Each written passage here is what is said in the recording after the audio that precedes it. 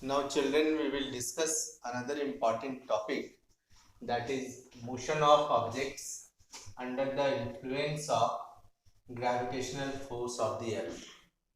So, as we have discussed, under the influence of gravitational force, the acceleration produced in freely falling objects is acceleration due to gravity, that is small g. So earlier we have discussed the equations of motion uh, in motion chapter, that there are three equations of motion for uniformly accelerated motion. So we can apply those equations in case of freely falling objects also. The only change is that we will write g in place of a. Their uniform acceleration was a, small a. Now in the equations, in place of small a, we will write small g, and the objects are falling from height, so the distance s will be replaced by letter h. So you write a sentence: as g is constant, as small g, as g is constant near the earth, as g is constant near the earth,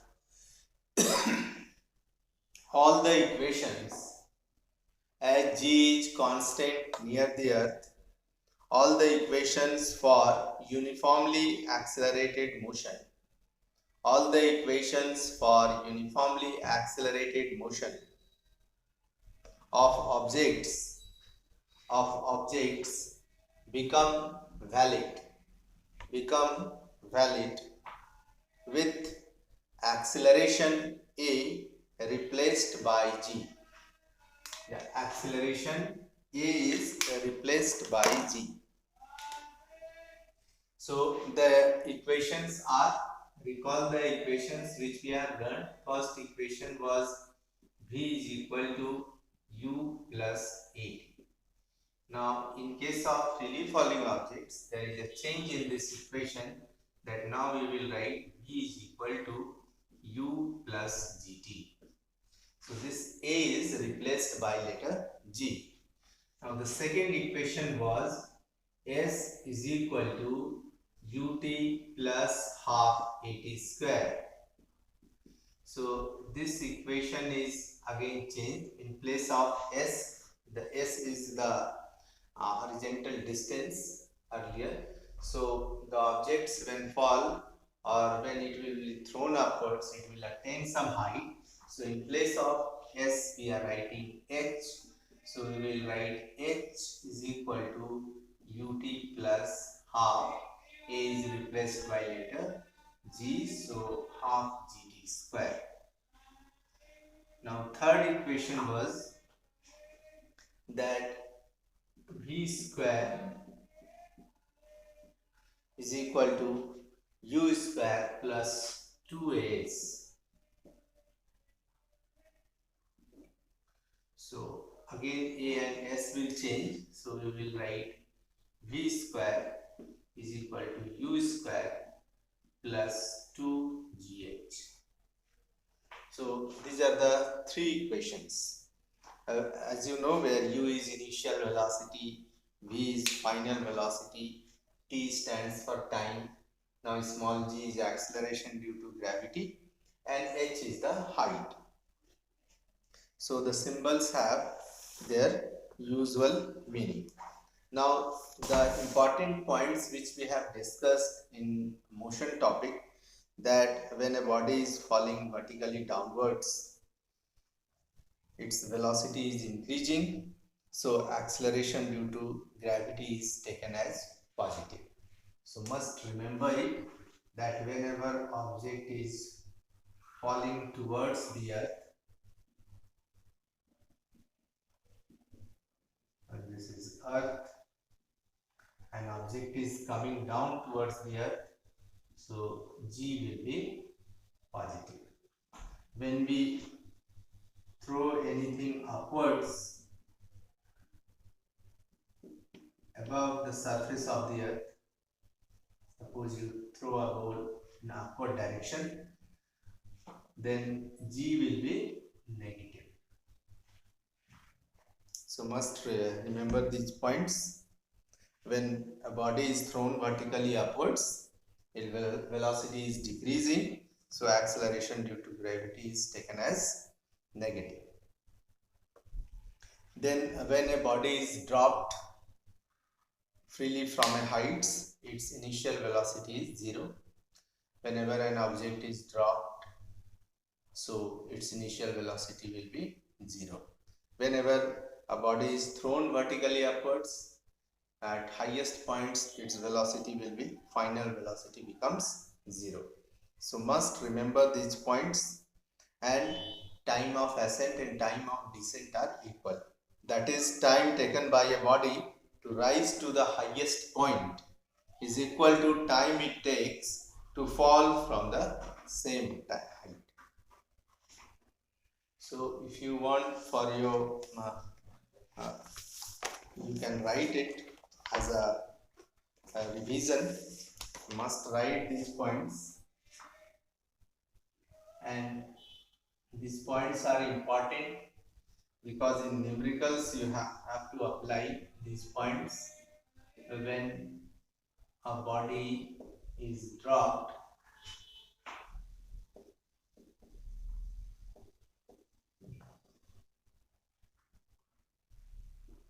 freely from a height. U is equal to 0. Second point, when a body is thrown vertically upwards,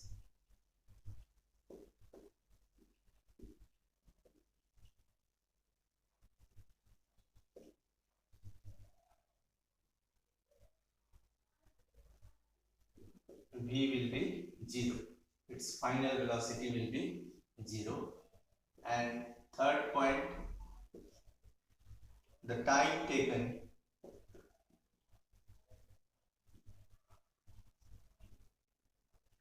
by a body to rise to the highest point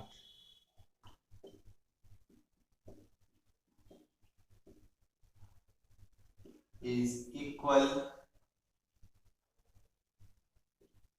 to the time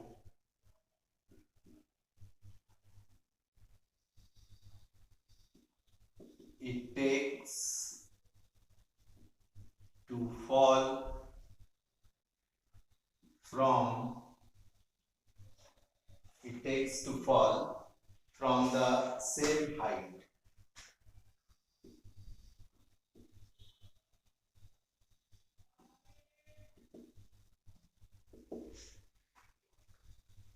So this is all about equations of motion for freely falling objects. These equations are very, very important to solve the numerical problems, and must remember these points when G will be positive, when object is coming towards the earth's surface or towards the ground, and whenever we throw an object in upward direction, its velocity decreases, so G will be negative. Then these points, whenever a body is dropped freely from a height, its initial velocity is 0. When a body is thrown vertically upwards, highest point velocity, final velocity will be 0. V stands for final velocity, and the time taken by a body to rise to a highest point is equal to time it takes to fall from the same height. That is, time of ascent and time of descent are equal. Now we will solve some of the questions.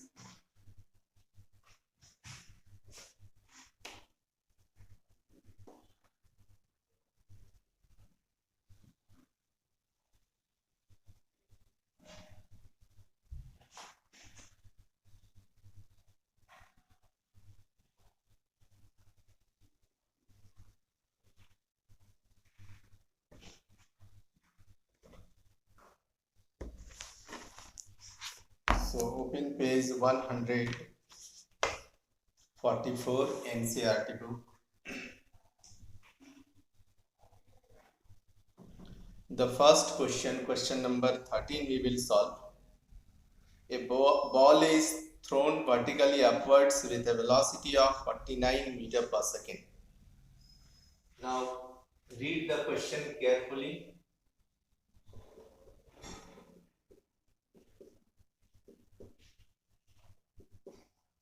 NCERT page 144, question number 13. A ball is thrown vertically upwards. Thrown vertically upwards. So whenever an object is thrown vertically upwards, what is 0? V. Final velocity is 0.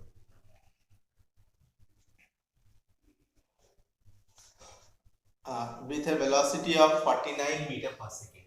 An initial velocity u is given, that ball is thrown with this velocity 49 meter per second. Calculate the maximum height to which it rises. So first you have to calculate h. What will be the maximum height? At what height it will attain? So question mark, put a question mark against h. The total time it takes to return to the surface of the earth. So first we will, then you have to calculate total time. So anyhow we will calculate how much time it will take to reach the highest point, and then you can calculate the total time. So time is not given. So how to calculate, which equation you will apply to calculate height? If time is not given, first equation is related with time, v is equal to u plus gt. Second equation is also related with time, h is equal to ut plus half gt square. Then there is no option, we have to use third equation of motion, that v square is equal to u square plus 2gh. Okay, we will use this formula to calculate height. Now v is 0, so put the values. V is equal to 0 square, u is 49 plus 2 into, take g is equal to 10,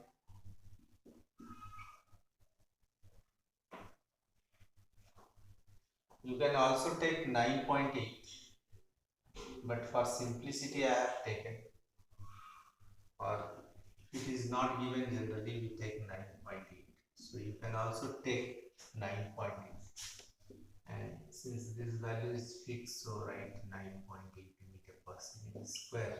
G is equal to, if in question value of g is not given, you always take 9.8 meter per second square. So this can be written as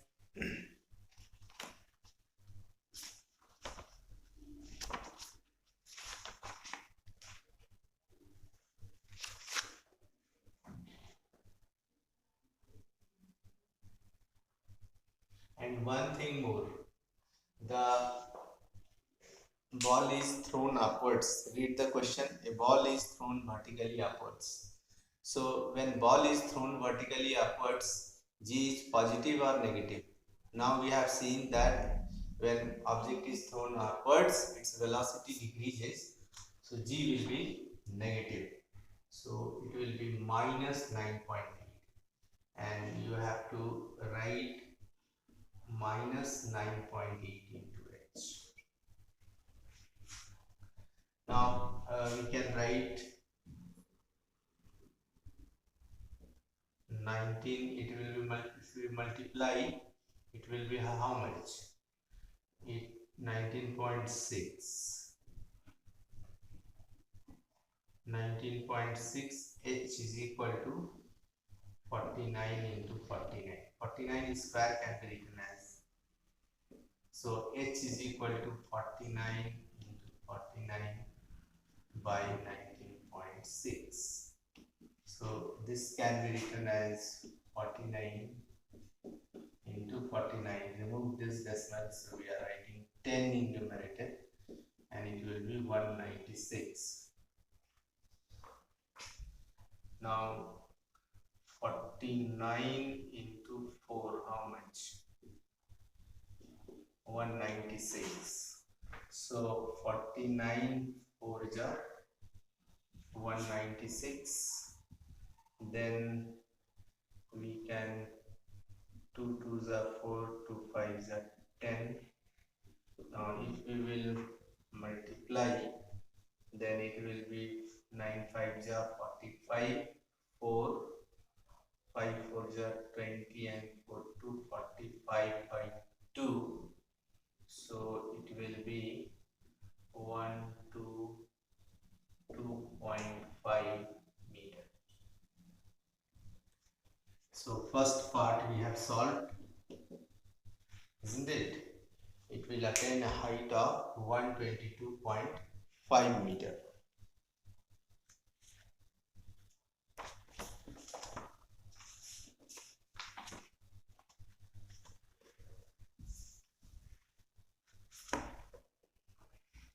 I think no doubt you have, because when object is thrown upwards, final velocity will be 0. Initial velocity is given in the question, and if thrown upwards, acceleration will be negative, and value of g, as you know, 9.8 meter per second square. Then height, we have to calculate height, so we have put a question mark against h. Then you have to calculate total time. So first we will calculate how much time the ball will take to attain this height, isn't it? So you can use either equation 1 or 2 to calculate this. So for second part, use first equation, that is simple, v is equal to u plus gt. Now v is 0, u is 49, then plus g is minus 9.8 into t. So, or we can write 9.8 t is equal to 49. So t is equal to 49 by 9.8. So it will be 490 by 98.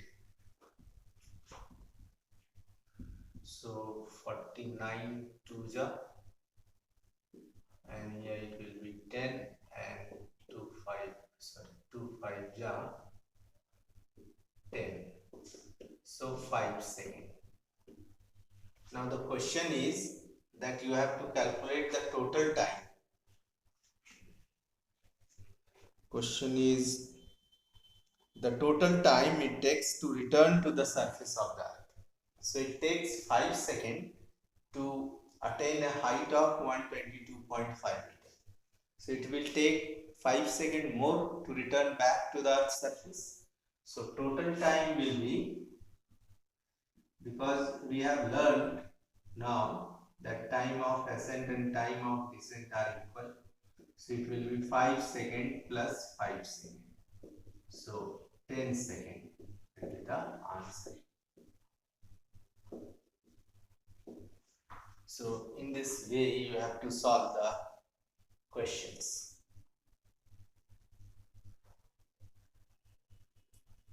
Be careful when you write the given things, and when you choose the formula, and give proper sign for acceleration due to gravity, then perfectly you will be able to solve the numericals.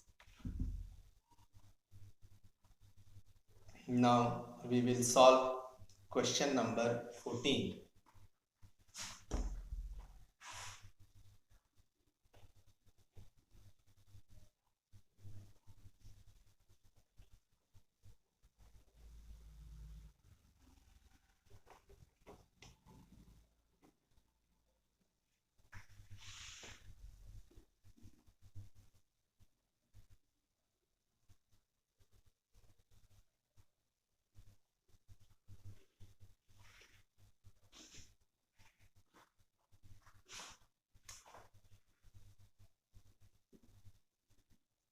Question number 14. A stone is released from the top of a tower.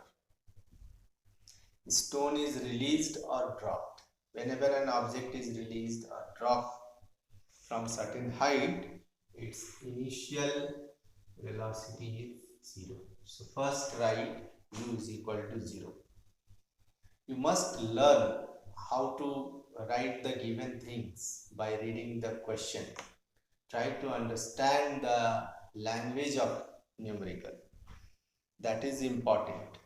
A stone is released from the top of a tower. So it is released. That's why we have written u is equal to 0. Height of tower is given. H is 19.6 meter. Calculate its final velocity just before touching the ground. You have to calculate the final velocity, that is v, and since the stone is coming downwards towards the earth, g is positive, so 9.8 meter per second square, isn't it? So g is positive in this case, plus, because object is coming towards the earth surface. Now we know that v is equal to u plus gt, but if you will use first equation, time is given here? No, time is not given.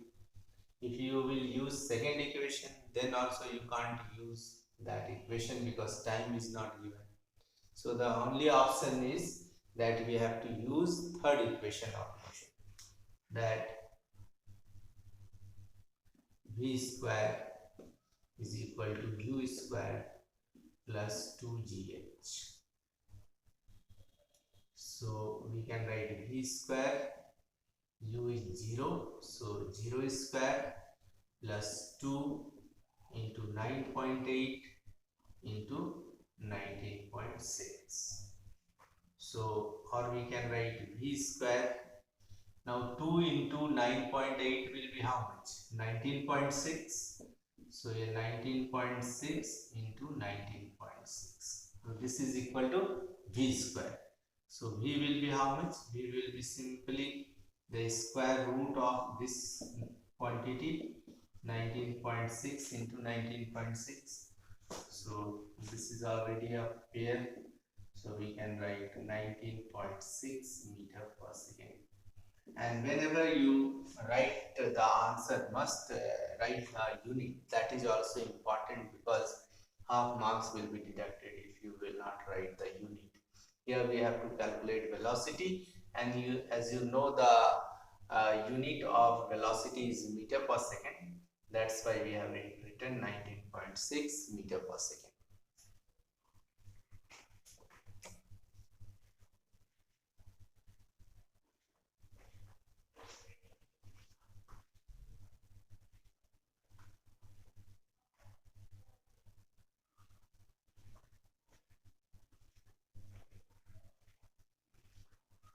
So children, giving some question as homework.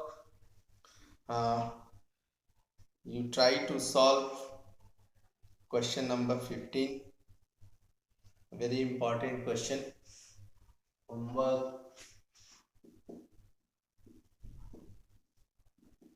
NCERT page 144, question number 15.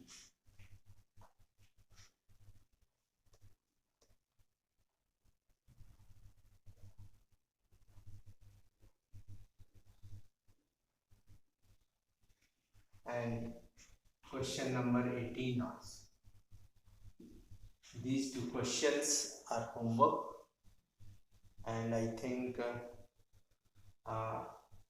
next class we have on Wednesday.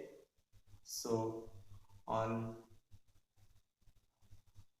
Monday evening you will just send the answers in my WhatsApp. And must practice the other example questions which are given in the book. So in book we have you see on page 136 two examples are given, example 10.2 and example 10.3. These two questions are equally important. You not simply copy from the book, otherwise there will be no benefit of it. You just note down the question. Example 10.2 and 10.3. These two are also homework for practice. Honestly, write down the question in your copy and read the question twice and then write down the given things with their proper sign, everything, the note which I have given, how to solve the numerical problems. And then there are three equations of motion. We have to use those equations only to solve the problems. So just think about the equations, substitute value and simplify. Because in final exam, definitely you will get questions based on equations of motion. So must practice these questions, and on Wednesday we will discuss more about it. Thank you.